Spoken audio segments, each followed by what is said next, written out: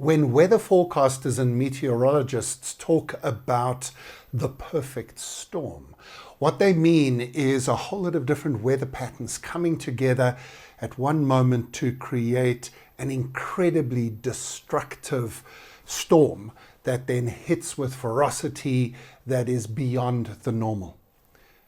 That's where we find ourselves now as we head towards the mid-2020s.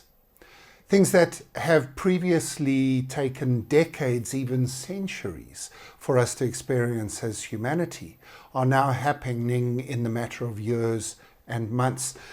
To give you an example of that, it took 10,000 years for half of humanity to find itself living in cities. It's going to take just another 30 years for another half of rural people to move into urban centres. But this time it will be 2 billion more people moving into cities in just the next 2 or 3 decades. That's going to change the pattern of the world as we know it. My name's Graeme Codrington. This is Throw Forward Thursday, but we're in between Season 3 and Season 4, and I thought I'd just dip into some of the research that our team has been doing on this perfect storm that we find ourselves in. We believe that there are 7 major forces that are all colliding in our world at the moment. Some of them are familiar to us because we see them in the news all the time, but some of them are maybe a little bit unseen and certainly are unremarked on in business meetings, in executive strategic sessions, because we believe that people have not focused their attention on these deep disruptions. We sometimes like to think far into the future and imagine what could happen there, not realizing that actually now is the time that we find ourselves in the storm. So let me talk about the first 3 of those big forces. And then next week we'll look at the other 4, and then we'll finish off our mini-series by saying, so what do we do about it? The first 3. The first is aging. We live at a time in history where people are living longer than they've ever lived before. Over the course of human history, basically the average age that most people have lived to has been less than 50 years old. If you lived beyond 40 years, you could live into your 60s or 70s, but there was a lot of people who didn't even make it into their teenage years, let alone into their adulthood. Today that's changed. Whether it's things like penicillin or childhood vaccines or antibiotics, or whether it's more on the wellness side with our understanding of well-being, wellness, and the food that we eat, we've done a magnificent job in the last 80 years of dramatically increasing life expectancy, so that now the global average life expectancy is well into the 70s, with some countries even pushing the average age of their population well into the 80s. Countries like Japan, Germany, Italy actually, as it happens.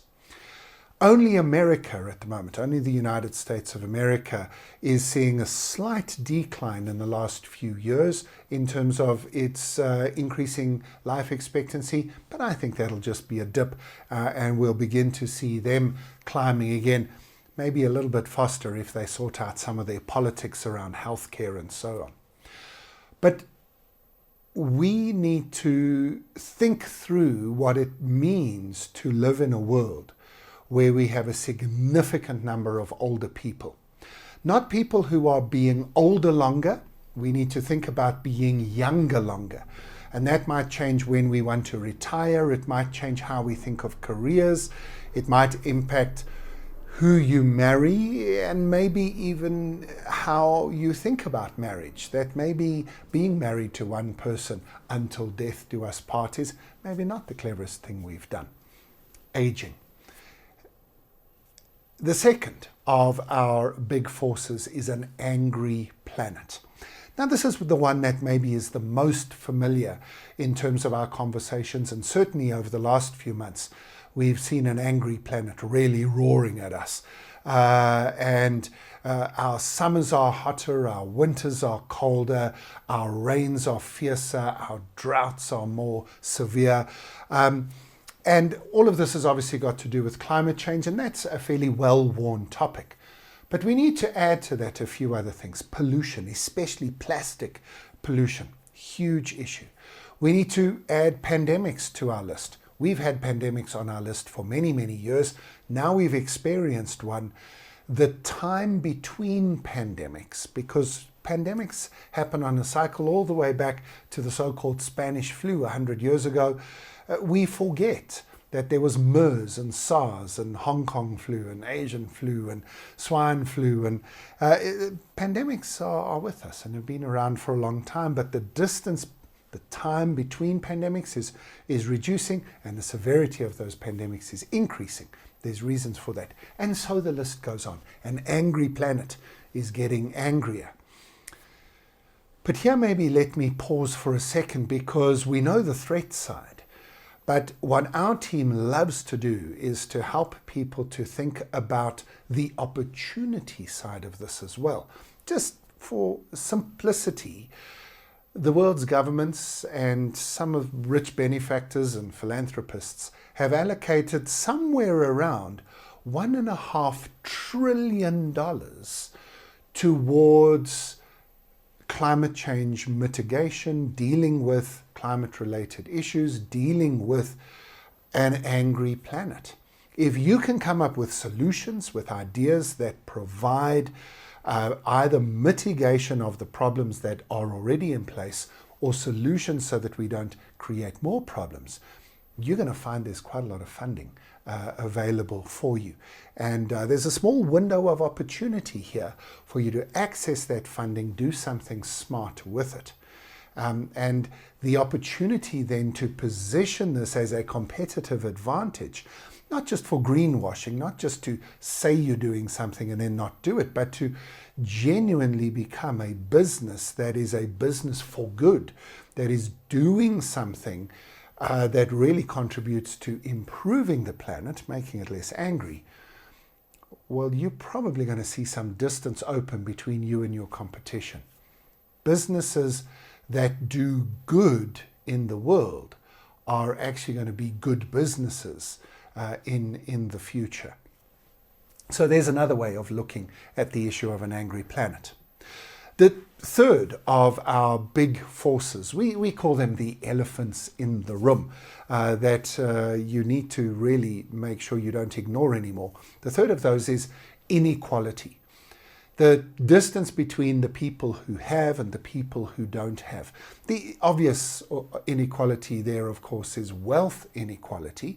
And we've seen over the last 3 years during the pandemic that the wealthiest 5% of the world's population have more than doubled their wealth in the last 3 years of chaos. I mean, there's a thought. But the poorest 50% have actually halved their wealth. We wouldn't even call it wealth because they didn't have anything to start with. But they are more insecure than they've been before. Now, that's just a statement of fact. What history tells us, and therefore as futurists we have to admit that actually we read a lot more history textbooks than we do reading into crystal balls, because crystal balls to predict the future don't exist at all. But history tells us what happens when the inequality divide, whether it's wealth or access to resources or access to employment, or the inequality of power, whether that power is political power, economic power, or social power. When the distance between the haves and the have-nots, or as somebody nicely said recently, it's not just the haves, the middle class is being squeezed. It's the distance between the have-nots and the have-yachts. I like that one. When that distance gets too big, the power of just the sheer numbers of the people at the bottom of those pyramids well, that tends to turn into something that the rich people don't really like. I mean, history tells us what happens at that point, that those people then turn that inequality into activism and action, and we need to be careful that we are not heading in that direction as a planet, and we need to be ready for how we respond if that happens. But we'll pick up some of these themes next week because they flow into the next two things, which we call big squeezes and angry people.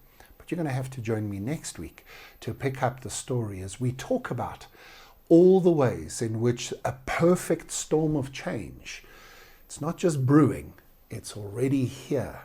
And it's changing the world as we know it. And you need to respond, not just to mitigate the threats, but to seize the opportunities and to seize the moment. Thank you, as always, for joining me on Throw Forward Thursday. I look forward to seeing you again next week as we continue to think about the dramatic ways in which our world is changing.